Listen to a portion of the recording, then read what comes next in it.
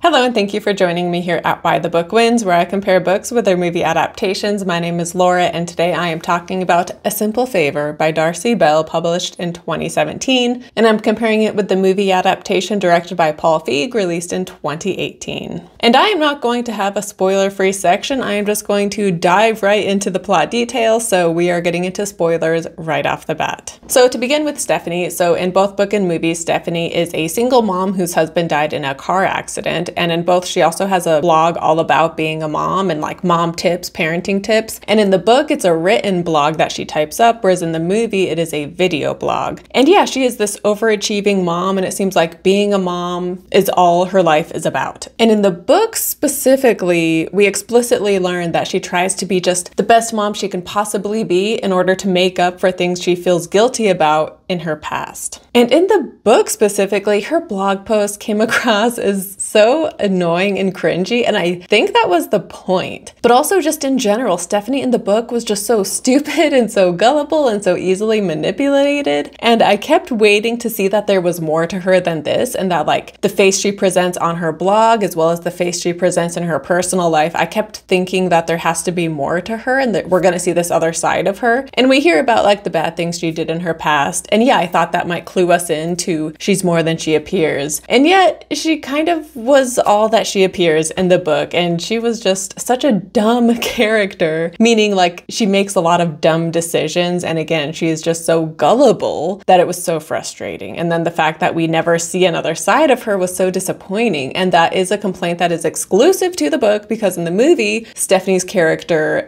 does wise up at a certain point. And I do want to clarify, even though I said her blog posts were just like so annoying and cringy, to be clear, I do agree with some of her views on how society treats moms and motherhood, but it was like her attitude and how she goes about it and the way she talks about it was just such like an eye roll inducing way, whereas other books, for example, Delicate Condition talks about how society views moms and motherhood and pregnancy, and that one addresses it so well and so eloquently and in such an adult, sophisticated way. Whereas, yeah, the way Stephanie blogs about it, I think it's supposed to make you roll your eyes, right? Like if Darcy Campbell wrote it being genuine, then that's just bad writing. But I think she wrote it in a way that shows we're supposed to find it annoying. Anyway, her dark past is that when she was 18, her dad died, and this guy who was around her age, I guess a little older, shows up to the funeral. Turns out her dad had had an affair, and when he had an affair, he'd had a son, and this son shows up at the funeral, and he is the spitting image of their father. And specifically in their mom and dad's wedding photo, he looks just like the dad, and Stephanie looks like the spitting image of her mom. And basically,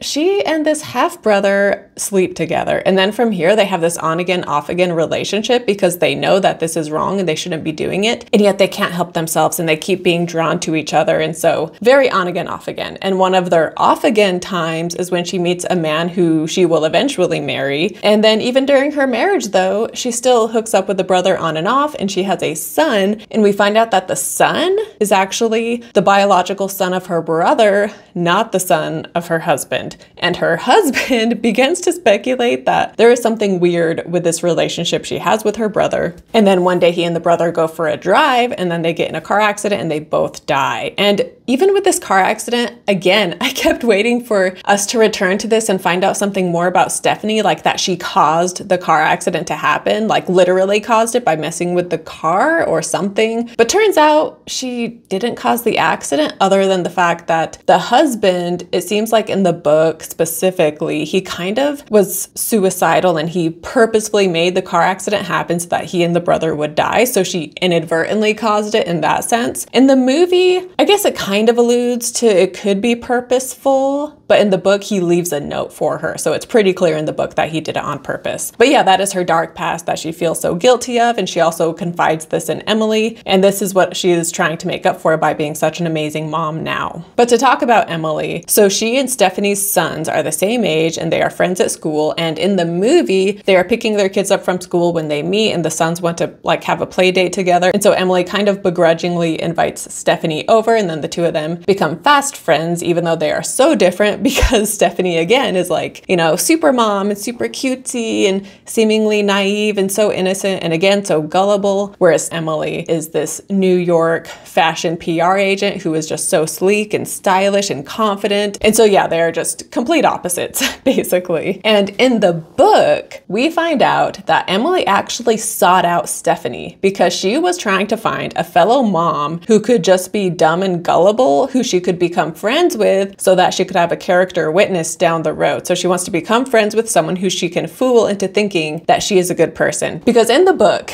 Emily comes up with the idea to fake her own death so that she and her husband Sean can get the insurance money, and then they can move to a different country where they can live happily with their son. And so Sean is in on the plan. And even though she has this plan, and this is why she befriends Stephanie, so that when she goes missing and eventually is found dead, and then the insurance agent will come snooping around, she wants someone to say like Emily was an honest person and just say only good things about her, essentially. But yeah, so she begins this plan by befriending Stephanie, and yet she doesn't actually know how she's going to go about faking her own death until, and again, this is all exclusive to the book. In the book, her twin sister, who has a drug addiction, calls her up, and she has kept the fact that she has a twin a secret from like everybody in her life. Only people from her childhood know she has a twin, but she like is from Michigan and now she lives in New York, so nobody knows she has a twin. This twin calls her up and says that she is going to end her life, and so Emily is like, wait, no, don't do it. And the twin says that she is going to their family cabin and that's where she's going to do it. And Emily's like, just wait till I get there. Don't do anything. And so Emily and the twin show up at this cabin and they talk and they bond. And Emily even tells the twin about her plans for her insurance scam. But through this bonding, the twin wakes up the next day and she's like, you know what? I feel so much better. I actually don't want to kill myself anymore. But now during the night,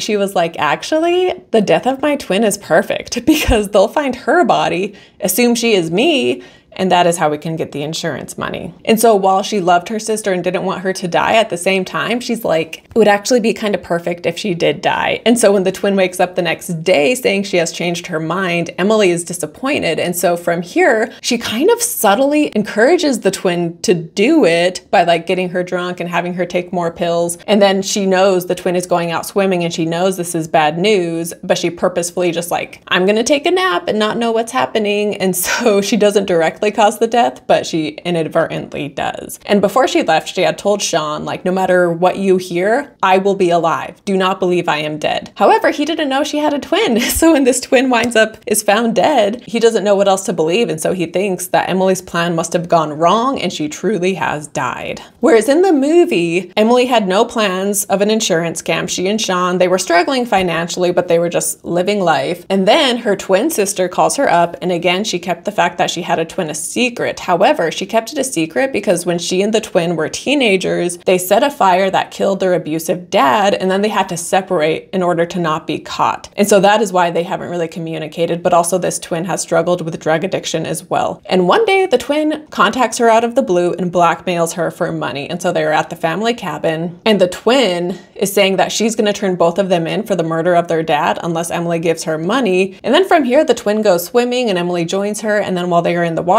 Emily drowns the twin. After she has died, that is when Emily decides, like, I'm going to let people think this is me, and then I'll get the insurance money. But Sean had no part in it, and she didn't even like have this insurance plan until after the fact. And so while Emily is missing and then later found dead, Sean and Stephanie have been like working together to help with the kids. And of course, Stephanie is someone who wants what she can't have when it comes to sex. So of course, she wants to be with Sean, and she knows it is in very bad taste to be with your dead best friend's husband, and yet she can't help herself. And eventually the two of them do sleep together, and then they begin a relationship. And this is in both book and movie, but I feel like the relationship was focused on a bit more in the book, and we get more details about it. Like initially they're living in their own separate homes while dating, but then Stephanie becomes suspicious, and she wonders if she ever knew the true Emily, and she wonders if Sean is using her in some way. And so she confronts him about some of these concerns she has, but as a way to convince her that there's nothing going on and he truly cares about her. He tells her that she should just move in with him, and so she does. But of course, Emily is still alive, and so she sees that Sean and Stephanie are together, and she is very upset by this. And so she contacts Stephanie in both book and movie in different ways. In the book, she calls her up from a burner phone, but she freaks Stephanie out, and then she also contacts Sean, and she meets him at a restaurant, and basically, you know, she tells him, like, I know you're with Stephanie, like, how could you have moved on to her so quickly? And especially in the book, she's like, we were both conning Stephanie, like, she is the gullible one in this situation, and now you're in a relationship with her? Like, how could you want to be with someone so stupid, kind of a thing? But yeah, in both she tells him that he is going to regret it. And then from here, book and movie end differently, so I will begin with the book. So in the book, Stephanie, she goes to meet Emily's mom, and then this is when she finds out Emily has a twin, and using her blog, she leaves messages in there for Emily because she knows Emily reads her blog, and she knows Emily is still alive, so she's leaving her clues within this blog. And then eventually Emily calls up Stephanie, and she's like, please, I need your help. And Stephanie is so desperate to be Emily's friend that she's like, oh, I could tell she was sincere and she really needed my help, so I went to go help her. And so then Emily and Stephanie meet up, and Emily lies, and she has this whole story about how, like, oh, Sean is abusive, and my twin sister is the one who died, and it's Sean's fault because he bullied her and he manipulated her into killing herself. And then also there's an insurance agent who has been snooping around, and he has been questioning Sean and Stephanie, and he also was following Emily. And so she tells Stephanie, like, oh, and by the way, I killed that insurance agent. And she told Stephanie to bring, like, Sean's hairbrush or something. And so then they leave Sean's DNA in the car with the insurance agent, and they hide the car, but they know it'll be found eventually. And so the plan is that when the body is found, Sean's DNA will be found with it, and he will be blamed for the murder. And then also as a way to explain the twins' death and everything, they're just basically gonna pin it all on Sean. But then Emily does eventually talk to Sean, and she tells him, I will clear your name as far as the death of my twin goes and my disappearance and all of that if you leave and let me keep our son. And so then Sean, like, he goes into work and he's talking to his boss, and then his boss sees Stephanie's blog, and on Stephanie's blog, she has written up that Sean was to blame for the whole thing, and she explains it all. And so the boss sees this, and then Sean is asking if there are any jobs overseas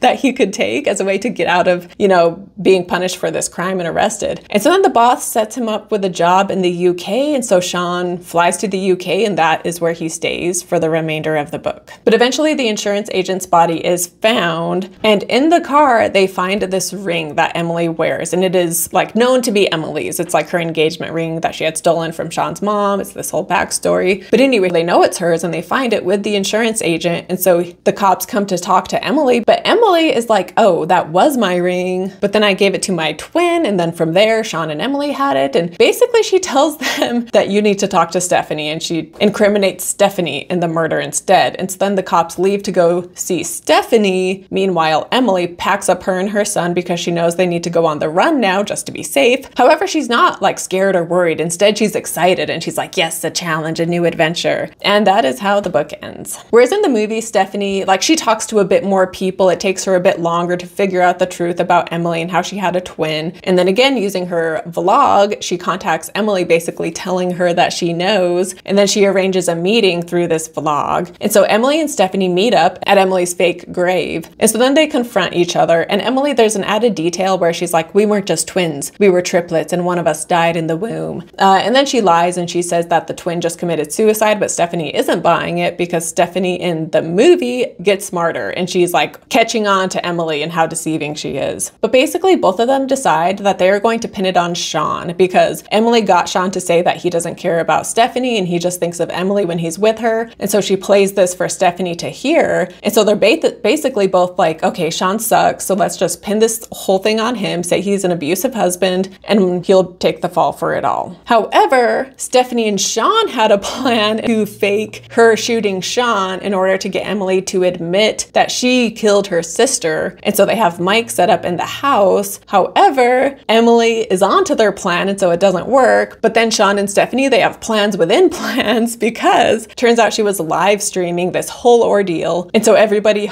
saw Emily confess. And so then the police show up and they arrest Emily. Emily goes to jail for the murder of her sister. Stephanie goes on to have her successful blog while also solving crimes on the side. And then Sean John moves to the West Coast with his son, and yeah, that is how the movie ends. And so this book makes so many references to various thrillers like Hitchcock movies and Patricia Highsmith books, and it has a very Daphne du Maurier vibe while also referencing this movie Diabolique, which I've never seen. But I liked that the author was making it obvious that these are the stories that inspired this current book. I just wish that she had had her story end in a more satisfying way. And I will say the book had a lot of similarities to The Talented Mr. Ripley. And then of course, even though she doesn't reference Gone Girl because that's too recent of a book, it definitely took inspiration from Gone Girl as well. And then the movie felt like Big Little Lies meets Gone Girl. And I love all of these things. I like Patricia Highsmith books, Hitchcock movies, Daphne du Maurier. I love Big Little Lies. I love Gone Girl. And so even while this book feels like a compilation of so many of these,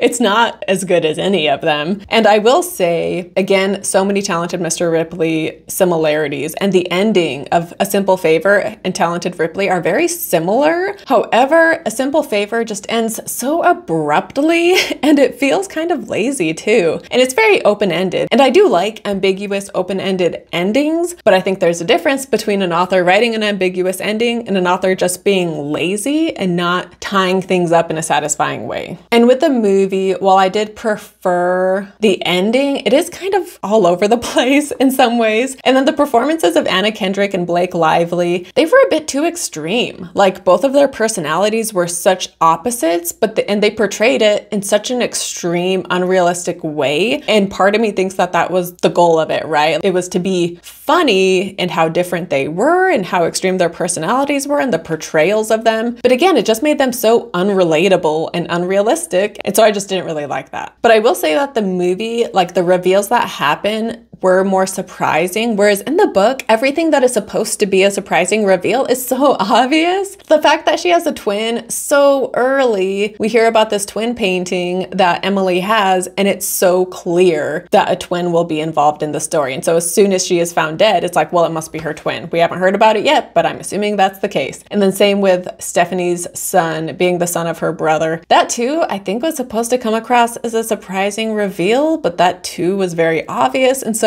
because we were getting all of these obvious reveals, I kept thinking there must be something more. I kept waiting for another reveal that actually would be surprising. You know, the author knowing like, oh, I know those reveals were obvious, but just you wait, because I got a big surprise coming. And yet that wasn't the case because no big surprise came. And yeah, ultimately, I was entertained by the book, but the plot itself and the character development was just very poorly done. And so I will say that the movie does win because it was fun and entertaining. And had I not read the book, the twin aspect definitely would have come as a surprise. And I did think Blake Lively was great when she played these two twins and how different they were.